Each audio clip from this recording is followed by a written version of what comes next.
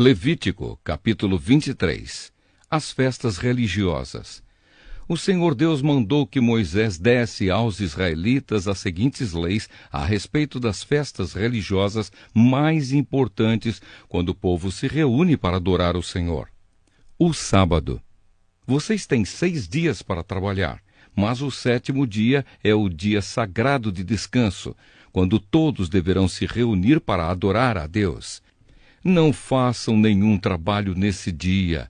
Em todos os lugares onde os israelitas morarem, o sábado é um dia dedicado a Deus, o Senhor. A festa da Páscoa e a festa dos pães sem fermento. São estas as festas religiosas, quando o povo deverá se reunir para adorar a Deus, o Senhor. Cada uma dessas festas será realizada na data marcada. A festa da Páscoa, comemorada em honra de Deus, o Senhor, começa ao pôr do sol no dia 14 do primeiro mês. No dia 15 desse mês começa a festa dos pães sem fermento, em honra de Deus, o Senhor. Durante os 7 dias dessa festa, o pão que vocês comerem deverá ser feito sem fermento. No primeiro dia dessa festa, ninguém trabalhará, e todos deverão se reunir para adorar a Deus. Durante esses 7 dias, apresentem ao Senhor ofertas de alimento e no 7º dia, reúnam-se para adorar a Deus. Nesse dia, ninguém deverá trabalhar. A festa da primeira colheita. O Senhor Deus mandou Moisés dizer ao povo de Israel o seguinte: quando vocês entrarem na terra que eu lhes estou dando e fizerem a primeira colheita de trigo, levem ao sacerdote um feixe do que colherem. No dia que vem depois do sábado, o sacerdote apresentará esse feixe de trigo a Deus, o Senhor, para que ele aceite vocês. Nesse mesmo dia, apresentem ao Senhor, como uma oferta que vai ser completamente queimada, um carneirinho de 1 ano, sem defeito. E apresentem como oferta de alimento 2 quilos de farinha misturada com azeite. O cheiro dessa oferta é agradável ao Senhor. Apresentem também como oferta de bebida 1 litro de vinho. Não comam espigas de trigo verdes, nem espigas torradas, nem pão, até o dia em que apresentarem a oferta a Deus. Em todos os lugares onde morarem, vocês e os seus descendentes deverão obedecer a essa lei para sempre. A festa da colheita. Contem 7 semanas a partir do dia em que oferecerem a Deus o primeiro feixe de trigo que foi colhido. No dia seguinte, isto é, 50 dias depois que ofereceram esse feixe, apresentem a Deus, o Senhor, outra oferta da colheita de cereais. Cada família deverá apresentar 2 pães feitos com a melhor farinha e com fermento. Cada pão deverá pesar 2 quilos. Esses pães são uma oferta a Deus, o Senhor, tirada da melhor parte da colheita de trigo. Junto com os pães, ofereçam 7 carneirinhos de 1 ano, sem defeito, 1 touro novo e 2 carneiros. Esses animais deverão ser apresentados ao Senhor como uma oferta que vai ser completamente queimada, junto com as ofertas de trigo e de vinho. O cheiro dessa oferta de alimento é agradável ao Senhor. Ofereçam também um bode para tirar pecados e 2 carneirinhos de 1 ano como oferta de paz. O sacerdote oferecerá ao Senhor os 2 carneirinhos, junto com os pães, como uma oferta especial. Essa é uma oferta sagrada que pertence aos sacerdotes. Nesse dia ninguém deverá trabalhar, e todos se reunirão para adorar a Deus. Em todos os lugares onde morarem, vocês e os seus descendentes deverão obedecer a essa lei para sempre. Quando fizerem a colheita do trigo, não colham as espigas dos pés que ficam na beira do campo, nem voltem atrás para pegar as espigas que não tiverem sido colhidas. Deixem essas espigas para os pobres e para os estrangeiros. Eu sou o Senhor, o Deus de vocês. A festa do Ano Novo. O Senhor Deus mandou Moisés dizer ao povo de Israel o seguinte: o dia 1º do 7º mês é um dia sagrado de descanso, festejado com toques de trombetas, e todos deverão se reunir para adorar a Deus. Não trabalhem nesse dia e apresentem a Deus, o Senhor, ofertas de alimento. O dia do perdão. O Senhor Deus disse a Moisés: o dia 10 do 7º mês é o dia em que os pecados do povo são perdoados. Nesse dia, ninguém deverá comer nada e todos deverão apresentar a Deus, o Senhor, ofertas de alimento. Ninguém trabalhará nesse dia, pois é o dia em que é apresentado ao Senhor, o Deus de vocês, o sacrifício para conseguir o perdão dos pecados do povo. Qualquer pessoa que comer alguma coisa no dia do perdão será expulsa do meio do povo. E se alguém trabalhar nesse dia, eu mesmo destruirei essa pessoa. Não façam nenhum trabalho nesse dia. Em todos os lugares onde morarem, vocês e os seus descendentes deverão obedecer a essa lei para sempre. Desde o pôr do sol do dia 9 até o pôr do sol do dia 10, esse será considerado um dia sagrado de descanso, e nele ninguém deverá comer nada. A festa das barracas. O Senhor Deus deu a Moisés as seguintes leis para o povo de Israel. O dia 15 do 7º mês é o dia em que começa a festa das barracas. Essa festa, em honra de Deus, o Senhor, durará 7 dias. No primeiro dia, haverá uma reunião sagrada, e ninguém deverá trabalhar. Em cada um dos 7 dias da festa, apresentem a Deus, o Senhor, ofertas de alimento. No 8º dia, todos se reunirão para adorar a Deus e para lhe apresentarem ofertas de alimento. É dia de uma reunião sagrada e nele ninguém trabalhará. São essas as festas religiosas em que o povo se reunirá para adorar a Deus, o Senhor. Nessas festas serão apresentadas ao Senhor ofertas de alimento, ofertas que são completamente queimadas, ofertas de cereais, sacrifícios e ofertas de vinho. Cada festa será realizada na data marcada. Além dos sábados, que serão guardados em honra de Deus, o Senhor, façam também essas festas e apresentem essas ofertas, além das ofertas de costume, das ofertas para pagar promessas e das ofertas que são apresentadas por vontade própria ao Senhor. Depois de terminadas as colheitas, haverá uma festa em honra de Deus, o Senhor. Essa festa começará no dia 15 do 7º mês e irá até o dia 22. No primeiro dia e no 8º, ninguém deverá trabalhar. No primeiro dia, o povo colherá frutas das melhores árvores, cortará folhas de palmeiras e galhos de vários tipos de árvores cheias de folhas. E durante 7 dias, todos farão uma festa em honra do Senhor, o Deus de vocês. E para sempre, no 7º mês de cada ano, o povo fará essa festa de 7 dias. Durante os 7 dias, todos os israelitas morarão em cabanas feitas de galhos de árvores, a fim de que eles e os seus descendentes lembrem sempre que Deus fez com que o povo morasse em barracas, quando os tirou do Egito. Ele é o Senhor, o Deus de vocês. Foi assim que Moisés deu ao povo de Israel as leis a respeito das festas que eles deviam fazer em honra de Deus, o Senhor. Levítico, capítulo 24. O candelabro. O Senhor Deus disse a Moisés o seguinte: diga aos israelitas que lhe tragam o melhor azeite para manter sempre aceso o candelabro que está na tenda sagrada. Todas as tardes Arão acenderá o candelabro e o manterá aceso a noite toda ali na presença de Deus, o Senhor, do lado de fora da cortina que fica em frente da Arca da Aliança. Essa lei deverá ser obedecida por vocês e pelos seus descendentes para sempre. Arão cuidará dos pavios das lamparinas do candelabro de ouro puro, para que fiquem sempre acesas na presença do Senhor. O pão sagrado. 12 pães, cada um pesando 2 quilos, deverão ser feitos da melhor farinha e postos na mesa de ouro puro que fica na presença de Deus, o Senhor. Os pães deverão ser arrumados em 2 pilhas, 6 pães em cada pilha. Em cima das 2 pilhas será colocado incenso puro, para lembrar que todos os pães são oferecidos ao Senhor como oferta de alimento. Todos os sábados, para sempre, o grande sacerdote colocará os pães em ordem na mesa, na presença de Deus, o Senhor.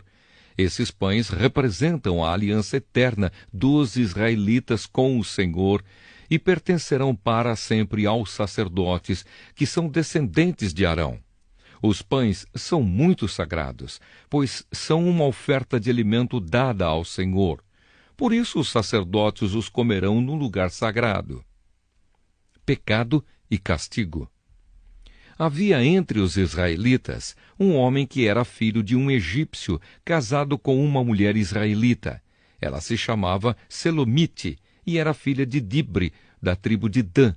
Certo dia, no acampamento, numa briga com um israelita, esse homem blasfemou contra o nome de Deus, o Senhor, e o amaldiçoou. Levaram o homem a Moisés e o deixaram preso, até que o Senhor dissesse o que deviam fazer.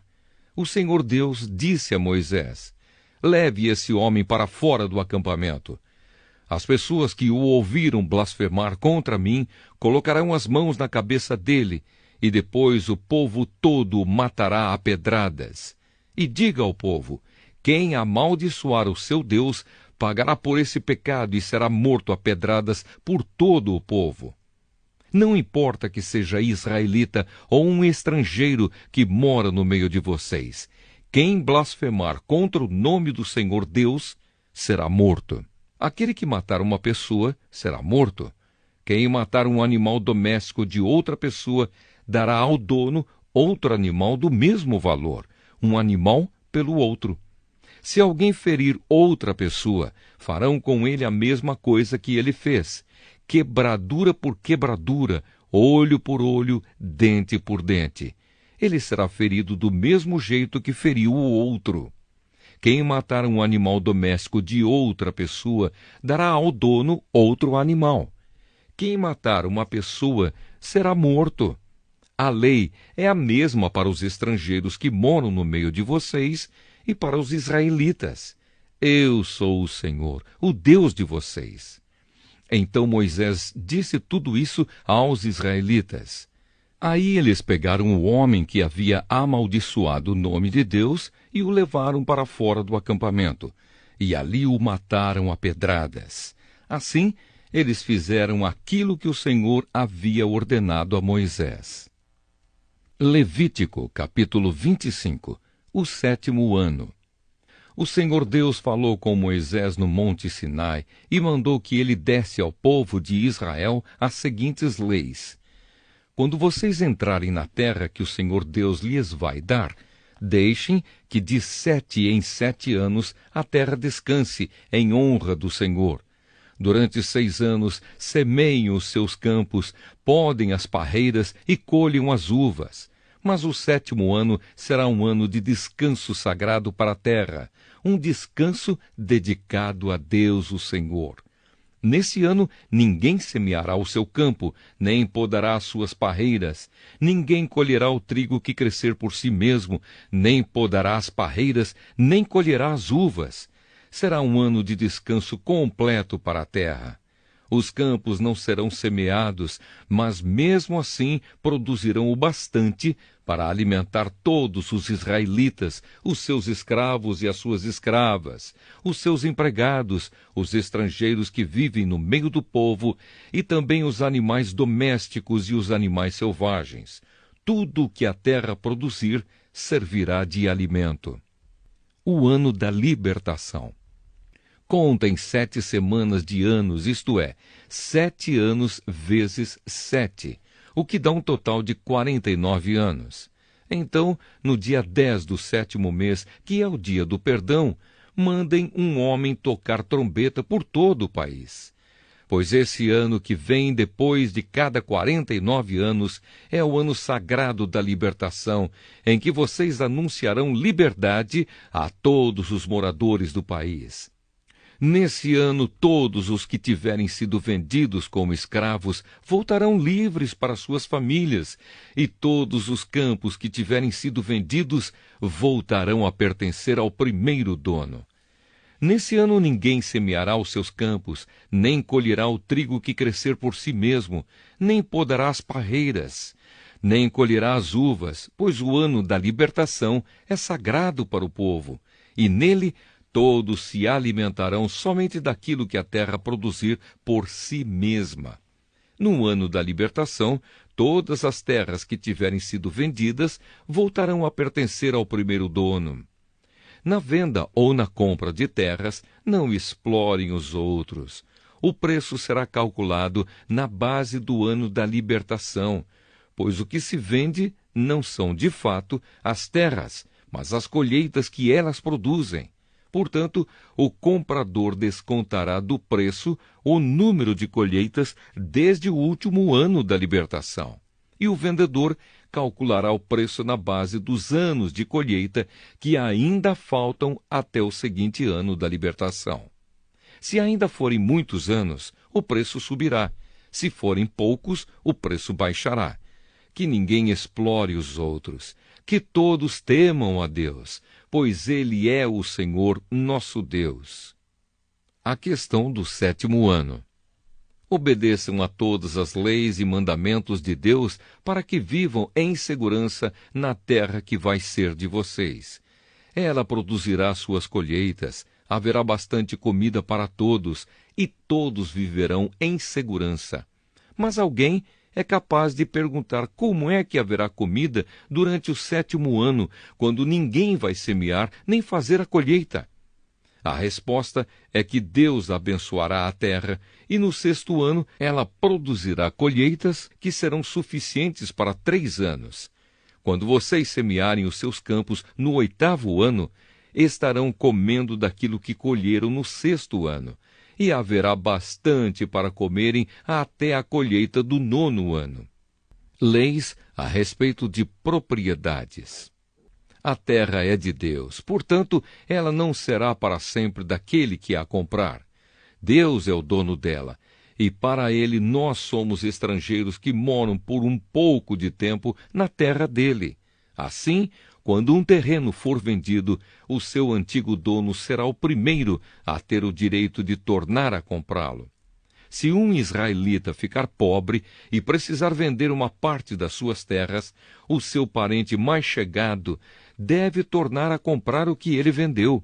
Mas, se ele não tiver um parente que compre as terras, é possível que mais tarde ele mesmo fique rico outra vez, podendo assim tornar a comprar o terreno que vendeu. Ele descontará o valor das colheitas que o terreno tiver produzido desde o último ano da libertação e calculará o preço a pagar, tendo como base os anos de colheita que ainda faltarem até o seguinte ano da libertação. E assim ele será novamente o dono do terreno. Mas se ele não tiver o suficiente para tornar a comprar o terreno, então este ficará pertencendo ao comprador até o seguinte ano da libertação. Nesse ano, o terreno voltará a pertencer ao primeiro dono. Se um homem vender uma casa que fica numa cidade protegida por muralhas, ele terá o direito de tornar a comprar a casa até um ano depois da venda. Mas, se dentro de um ano ele não comprá-la, então ela pertencerá ao comprador e aos seus descendentes para sempre. Nem mesmo no ano da libertação a casa voltará a ser do primeiro dono. Porém, as casas que ficam em cidades sem muralhas são como os terrenos. O primeiro dono tem o direito de tornar a comprar a casa, e no ano da libertação ela volta a ser do primeiro dono. Os levitas têm sempre o direito de tornar a comprar as suas casas que ficam nas cidades onde moram. Mas, se um levita vender a sua casa numa dessas cidades e não tornar a comprá-la, então no ano da libertação a casa volta a ser dele, pois as casas das cidades onde os levitas moram serão sua propriedade permanente no meio do povo de Israel. Mas os campos em volta das cidades onde os levitas moram não podem ser vendidos. Eles pertencem aos levitas para sempre. Leis a respeito dos pobres. Se um israelita que mora perto de você ficar pobre e não puder sustentar-se, então você tem o dever de tomar conta dele. Ajude-o, como se ele fosse um estrangeiro que mora no meio do povo, a fim de que ele continue a morar perto de você. Não cobre juros sobre o dinheiro que você lhe emprestar. Respeite a ordem de Deus para que esse homem continue a morar perto de você. Não cobre juros sobre o que você lhe emprestar, nem tire lucro dos alimentos que você lhe vender. É isso que o Senhor, nosso Deus, nos manda fazer. Foi Ele quem nos tirou do Egito para nos dar a terra de Canaã e para ser o nosso Deus. Leis a respeito dos escravos. Se um israelita que mora perto de você ficar tão pobre que chega ao ponto de ter de se vender a você para ser seu escravo, não o faça trabalhar como escravo. Trate-o como se ele fosse um empregado ou um estrangeiro que mora com você. Ele trabalhará para você até o ano da libertação, e nesse ano ele e os seus filhos irão embora e voltarão para sua própria família e para as terras dos seus antepassados. Os israelitas são escravos do Senhor Deus, que os tirou do Egito. Eles não deverão ser vendidos como escravos. Portanto, não os trate com crueldade, mas respeite a ordem de Deus. Se precisarem de escravos ou escravas, vocês poderão comprá-los dos povos vizinhos do seu país.